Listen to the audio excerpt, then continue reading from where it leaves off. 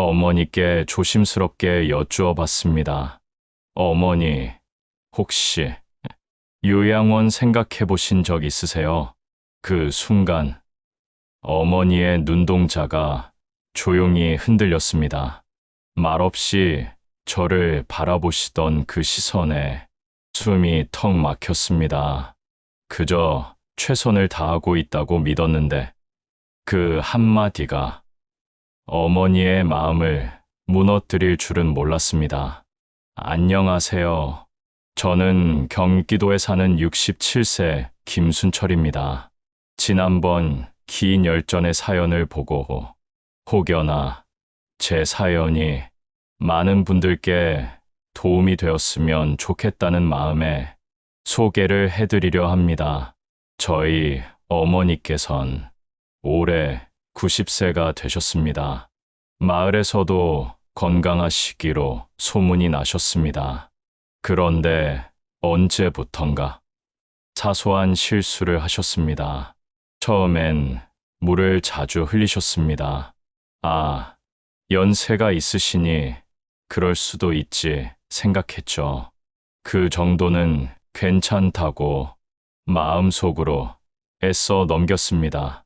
하지만 어느 순간부터 밥을 안 드셨다는 말이 긴 일을 아예 잊으신 것이었고, 같은 얘기를 하루에도 몇 번씩 반복하시기 시작했습니다.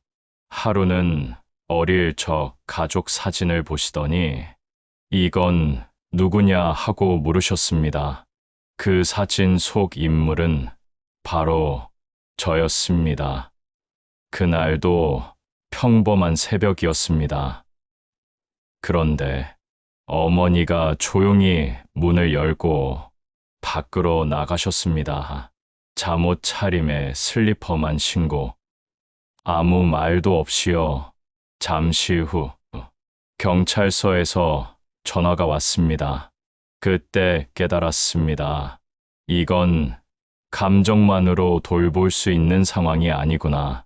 제가 어머니를 돌보는 것이 사랑이 아니라 오히려 위험이 될 수도 있겠다는 현실이 다가왔습니다.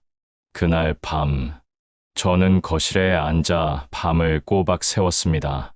검색창에 치매, 부모 돌봄, 노인 요양, 서비스, 국가 지원 치매 돌봄 같은 키워드를 마구 쳐넣으며 어떤 해결책이라도 나오기를 바랐습니다. 형제들과 통화도 해보고 복지관에도 연락을 했습니다. 대기자가 많아서 2달은 걸리실 거예요. 치매 안심센터도 방문했지만 일단 등록부터 하시고 기다리셔야 합니다. 결국 뾰족한 수는 없었습니다. 그러던 중 하루는 회사에서 일하던 제게 어머니가 전화를 하셨습니다. 집에 도둑이 들었어. 다 없어졌어. 급히 집에 돌아왔더니 어머니는 식탁 밑에 숨어 계셨고 집 안엔 아무 이상도 없었습니다. 그때 저는 결심했습니다. 이건 내가 감당할 수 있는 일이 아니구나. 누군가의 전문적인 도움이 필요하겠구나. 그래서 결국 요양원을 알아보기 시작했습니다. 요양원 상담을 마치고 나오는 길, 어머니의 손을 잡고 걷는데 그 손이 유난히 차갑게 느껴졌습니다. 말씀이 없던 어머니는 그날 밤 제게 이렇게 말씀하셨습니다.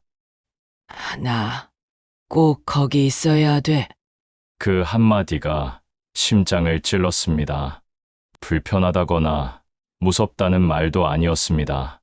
그저 조용히 아주 작게 물으신 거였습니다. 저는 그날 밤 다시 생각했습니다. 내가 할 수 있는 게 정말 없을까? 그날 밤 다시 어머니를 침대에 눕히고 혼자 거실에 앉았습니다. 이대로 요양원에 보내면 평생 후회하게 될 수도 있겠다는 생각이 들었습니다. 그래서 하나씩 다시 찾기 시작했습니다. 모르는 게 많았고, 몰라서 못했던 게 정말 많더군요. 가장 먼저 주민센터를 찾았습니다.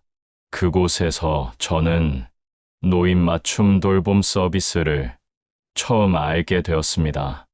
혼자 계신 어르신들을 위해 생활지원사가 정기적으로 방문해 말벗이 되어드리고 청소나 간단한 집안일도 도와주는 제도였습니다. 어머니는 그분이 다녀가신 날이면 눈빛이 한결 맑아지셨고 하루의 흐름을 조금씩 되찾아가기 시작했습니다. 그리고 또 하나, 치매 가족 휴식제라는 것이 있었습니다. 가족 보호자가 지치지 않도록 연 6일 정도는 공공요양시설에 임시 위탁이 가능한 제도였습니다. 그 며칠 동안 저는 정말 처음으로 나도 좀 쉬어도 되겠구나 라는 여유를 느낄 수 있었습니다. 주간 보호센터 외에도 야간 보호센터라는 곳이 있다는 것도 알게 됐습니다. 낮엔 복지관, 격일로는 야간의 보호센터, 어머니를 더 이상 혼자 두지 않아도 되는 구조가 만들어졌습니다. 또 한 가지, 장기요양 등급이 방문요양만 되는 줄 알았는데 방문간호 서비스도 있었습니다. 간호사 자격을 가진 분이 오셔서 혈압, 혈당 체크와 약 복용 상태까지 점검해 주셨습니다. 사소해 보이지만 이런 관리 덕분에 문제가 생기기 전에 예방할 수 있었습니다. 마지막으로 형제들과 함께 가족 수면 교대제를 만들었습니다. 일주일에 각자 2박씩 어머니와 함께 자며 야간 사고를 막고 정서적인 안정도 챙길 수 있게 했습니다. 처음엔 이게 과연 가능할까 두려움이 컸습니다. 하지만 한 달, 두 달이 지나며 눈에 띄는 변화들이 생겼습니다. 어머니는 아침마다 스스로 세수를 하시고 오늘은 이 옷이 더 나을까 하며 오랜만에 옷 고르는 재미를 느끼기 시작하셨습니다. 주간 보호센터에서 만든 클레이 작품을 이거 봐. 내가 만든 거야. 하며 자랑스럽게 보여주시고 방문요양 선생님이 다녀가신 뒤엔 아까 그 선생님이랑 이야기하는 게 참 좋더라. 하시며 미소도 지으셨습니다. 그리고 어느 날 밤 잠들기 직전 제 손을 꼭 잡고 이렇게 말씀하셨습니다. 나 요즘 내 인생이 다시 시작된 것 같아. 그 말을 듣는 순간 저는 조용히 눈을 감고 마음속으로 다짐했습니다. 그래, 이 선택이 맞았구나. 형제들과도 더 자주 연락하며 엄마 이야기를 하며 웃는 일이 많아졌습니다. 예전엔 부담이었던 대화가 이젠 위로가 되고 연결이 되었습니다. 그리고 솔직히 말씀드리면 경제적으로도 정말 큰 차이가 있었습니다. 처음 상담받았던 요양원은 기본 비용만 월 230만 원이 넘었습니다. 기저귀, 침대, 약 복용 관리 같은 부가 서비스까지 더하면 한 달에 250만 원 이상, 1년에 3천만 원이 훌쩍 넘는 금액이었습니다. 그땐 막막했습니다. 하지만 지금은요, 노인 맞춤 돌봄 서비스는 월 2만 원도 안 되는 수준으로 이용하고 있고 장기요양 등급이 나와서 방문요양과 방문간호는 거의 80% 이상 지원받고 있습니다. 주간보호센터와 야간보호센터는 식비 일부만 부담하면 되었고요. 가족 수면교대는 돈이 들지 않죠. 이 모든 걸 합쳐도 지금 어머니를 돌보며 드는 총 비용은 한 달에 약 40만 원 정도입니다. 거의 1년에 2천만 원 이상이 절약된 셈이죠. 하지만 사실 진짜 이득은 그게 아니었습니다.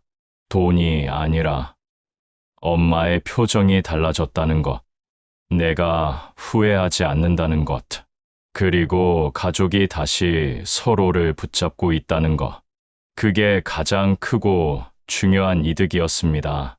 누군가에겐 요양원이 꼭 필요한 선택일 수 있습니다. 하지만 정말 마지막 수단이 맞는지, 그 전에 우리가 해볼 수 있는 건 없는지 한 번 더 고민해 보셨으면 합니다. 돌봄은 혼자 하는 게 아닙니다. 나 혼자가 아니라 우리 가족이 함께 만들어가는 일입니다. 부디 제 사연이 시청자분들의 마음에 작은 용기를 드릴 수 있었으면 합니다. 구독과 좋아요, 그리고 여러분의 경험을 담은 댓글은 지금 이 순간 누군가에게 큰 위로가 될 수 있습니다.